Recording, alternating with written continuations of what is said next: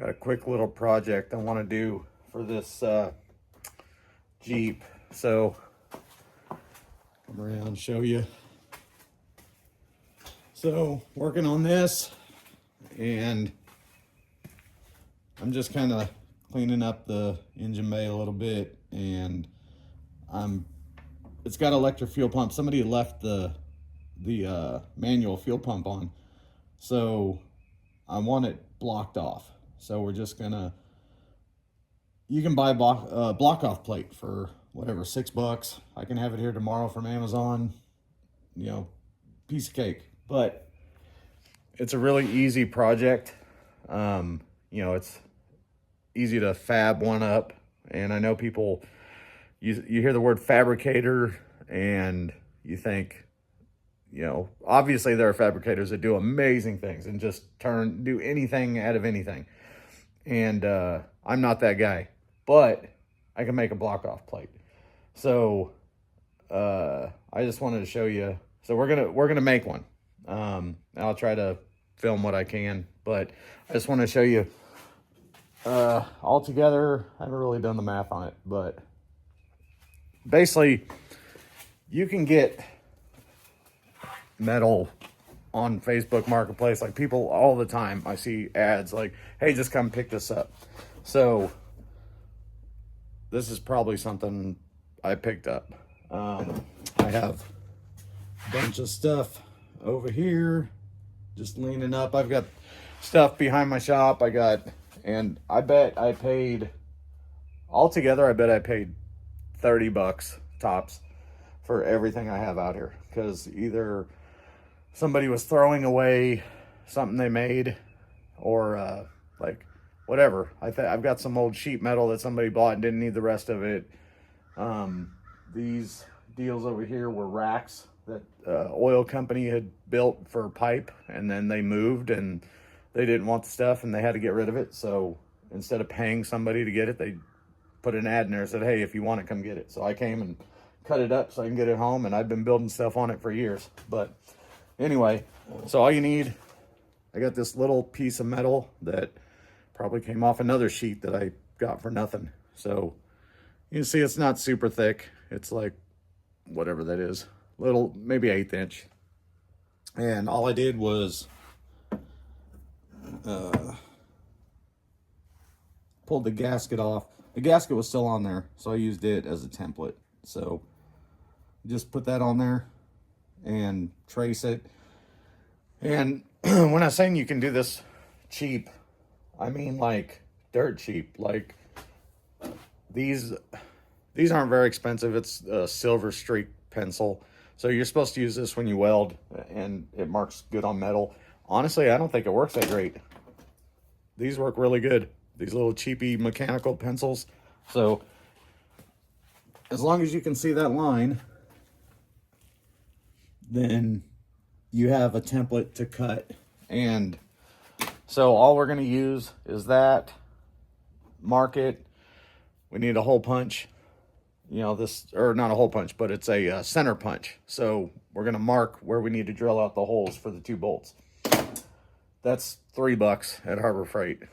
And, you know, a lot of people act like it's, oh, I wouldn't buy stuff there. Why? Because it works? Because it's a couple bucks, and if it breaks, who cares? I mean, I've got nicer ones, but that works. So I keep it over here on this bench. So anyway, there's that. I have a plasma cutter, but we're no need. This, another thing, until you, if you're like, oh, it's too expensive to get into, because it can be an expensive hobby, especially, you know, if you're not making money doing it, then okay. But that's the other reason. These here, it's just a cut-off wheel, 4.5 inch, or grinder technically. These go on sale for $10 all the time there. So I have nicer ones. I have 4 or 5 of these, because every time they're on sale, I buy another one for $10. Now, the reason I say that is you can get one of these. You can put a cutoff wheel on it. You can put a grinding wheel or disc. You can put a wire wheel. You can put flap discs. You can put different widths of cutoff discs. They have really, really thin ones. They have a little bit thicker ones. So the reason why I say I have more is so I don't have to keep changing them all the time. I think I have, I don't know, 5 or 6 of them now. Oh, what are you doing? Don't you come in here. Come in here and poop all over my shop. But, so I got, you can see I've got a grinding wheel. I've got 2 different style of brushes, flap disc. I've got my portable one there, so that one I can switch out when I'm doing work outside. But all together in all those grinders, like let's say those 4 and that one over there, that's $50 for 5 different ones, and I don't have to keep changing them back and forth. But anyway, I'm getting off point. So what I'm saying is, for $10, $3 for that, a cheapy pencil that you probably have lying around, and a drill. I mean, drills aren't that expensive. Almost everybody has them. You know, and a step bit. I use these all the time. This is another thing. If you sign up for the where the hell is the camera on this? Why does it look like I'm looking off in the distance? Like no matter where I look like I'm, what the hell? Is that better? I guess. I don't know. All right, well, maybe I'll cut that out. Maybe I won't. So these things, 9 times out of 10, you see them on their ads, and you know, buy whatever, spend $10, you get these for free. But so we got a drill bit, thing to market. Now all we got to do is I've already center punched with this, so you basically just, this thing works really easy. You find where the center of that hole is that you want to drill, and then it just pops. It makes a little divot. So now you can just hold it there, but I'm gonna flip this camera around so I can film better because this sucks. And so I take it over here to my vise, get my gloves on, get my step bit and the drill. And again, you know, when I talk about inexpensive, I actually started buying these Ryobi tools years ago. This is probably one of the first things I got. And I told myself, I'm just going to buy this inexpensive thing, and maybe add to it, maybe not. Maybe I'll wait until I get, you know, a little more money and I'll buy some nicer stuff. Well, I thought for sure this would break because everybody goes, oh, it's Ryobi. Oh, it's this, it's that. If you don't have Milwaukee, if you don't have the DeWalt, if you don't have this, bullshit. I can't even tell you how many sheds and how much metal I've drilled through. And I mean, I have used this so long, and this isn't even like the new brushless one. This thing, I literally have had this, I don't know, since it's been at least 10 years. Because I think right before that, Ryobi actually used to be blue. So now I have, you know, I buy a tool at a time, or around Christmas when everything's on sale. Last time I counted, I think I have 22 or 23 different Ryobi tools. But with that comes the fact that I have 18 batteries and chargers everywhere, and you know, I've got the big 6-bay charger. So anyway, don't let people tell you that, you know, if you don't have Milwaukee, then, you know. Anyway, this one, I have the DeWalt because my work pays for that. And yeah, it's a great tool, but you know what? So is this. I've done a lot of stuff with it. So anyway, I'm going to get this set up. All you have to do, like I said, I already marked these 2 holes right here and here. So I'm just going to use my step bit and drill it through until this is the bolts we're using. This is what was holding the old fuel pump in. So just need to drill those out until that fits in. So easy peasy. Got our bolt holes, and they should pop in just like that. So now next step, now we just got to follow our line here and cut that out. Again, I can do it with plasma cutter pretty easy, but I'm just going to use the cutoff wheel. So I don't have any way to film it while I do it, but you get the point. So I'm going to cut that out, and then I'll show you what it looks like. Brought it out here to my little portable workbench. Kind of a nice day.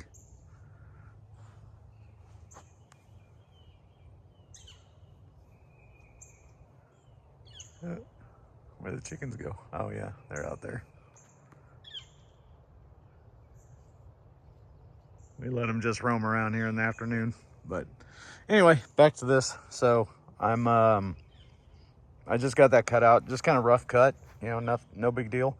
Use the cutoff wheel. Now I'm gonna switch to a flap disc and just, you know, clean it up, make it look a little better, get all the rust off. And you can do it with a grinding wheel, but you have more control over these. I mean, it takes off way less material. So if you have a whole bunch of material you're trying to remove, like that little corner is no big deal. But if you kind of really rough cut it, then you may want to use a stone first and then go to your flap disc, because that's more your fine detail stuff. And then, oh yeah, and I forgot to mention this. So, and again, this goes out to, you know, younger guys, girls, whoever. But, you know, if you're just starting off doing all this stuff, if you have $20 to go get a grinding wheel or whatever, spend the $5 and get you hearing protection. These glasses are $1. These are $1, and you know, these are a couple bucks. So, but trust me, for years I did all this stuff without. I don't need hearing protection. It's not that loud. And now I have to go, huh? What? When my wife comes and asks me something. So just trust me. If you do it now, then you won't have to worry about it later. Got it all put on the motor, so I just cleaned it up with the flap disc and put it on here to test fit. So I will say it didn't go right on, so I had to, you know, hog out the holes a little bit more for the bolts, but no big deal. You just kind of adjust things as you go. Is it perfect? Nope. Is it reasonably close? Yep. Is it going to seal and hold oil? Yeah, I think so. So I'm going to paint it up, slather it with some RTV, put it on there, and, you know. All right, so we got it all kind of finished up. I was just test fitting it, so I think it looks pretty good. Is it perfect? Nope, not even close. But do I care? Nope, not even a little bit. So I'm going to paint it, and I'll just put some RTV on the back. I would reuse that gasket that I have, but it tore when the old pump came off. So RTV works just fine. In fact, even with that gasket, you can see where it was leaking here anyway. So hopefully I'll just put some RTV on it, let it dry, and we should be good to go. RTV around the opening. And one thing, whenever you're doing anything like this, just a tip, I usually put the RTV on there. If you have time, you know, put a bead of it on, and you basically screw that down until it just starts to seat. So you can see how it just kind of puffs out around the edge a little bit there, and you can see it's all sealed, but I didn't squeeze out all the RTV. And then give it a night. So I'll leave this overnight, because I'm obviously not going to run this anytime soon. So leave it overnight, and then I'll give it another, snug it down, and that way that RTV will basically become a gasket at that point. You don't smush it all into the engine and out, and usually works out pretty good. So that's about it. It's, I just wanted to show you some little thing you can do if you know it's not that hard. It doesn't take a whole lot of skill. Again, is it perfect? Nope. But it did the job. And, this is one little thing. Okay, it saved me. I just looked it up. It was like, I can get one of these for $8 on Amazon and it'd be here tomorrow. But this is fun for me. I like doing stuff like that. And I got another little deal I'm going to have to do. So when I put in this HEI distributor, this will not mount where it goes. So you can see that little tab. So I'm going to make another one and I'll just bring it somewhere over here so it's out of the way.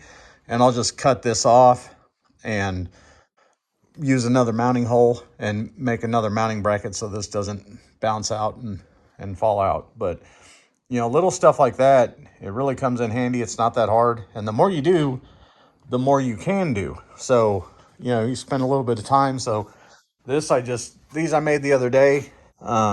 These are called stake pocket tie downs. I'm sure a lot of you guys have seen these, but you can buy these. Again, you can buy them, all this stuff. But the problem with this is I have a trailer that the stake pockets aren't standard size. They should be, I think it's inch and a half or inch and three quarters out from the trailer, and then across is like 3 or 3.5 inch, something like that. Mine, somebody added the stake pockets on, and they're like 2 inch by inch and a half. So the standard ones will not fit. So I had to make my own, which again, I like doing this stuff. So that's what I started with. These you can figure out a way to make this stuff, but these are cheap. I looked online. I was able to get 12 sets of these. So 12 of the rings with 12 of the tabs for 18 bucks on Amazon.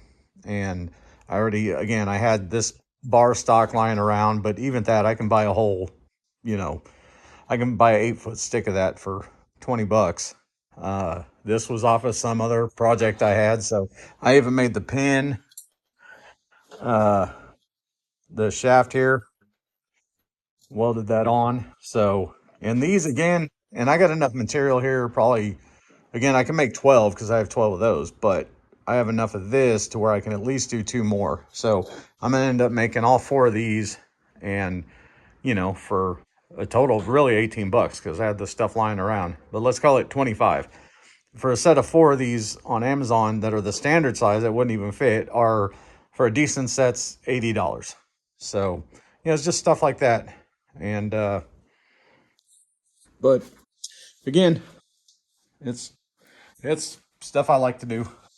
Um, but yeah, so I'm going to continue working on this Jeep and, hopefully get it back on the road soon. But if, you followed this far, you know, throw me a like, blah, blah, blah, all that bullshit, and subscribe, and I'll keep trying to pump these things out. They ain't gonna be fancy. I tell you that much. I don't know how to do fancy wipes and music and all that crap. So this is what you'll get. But anyway, it's time for bed. So peace.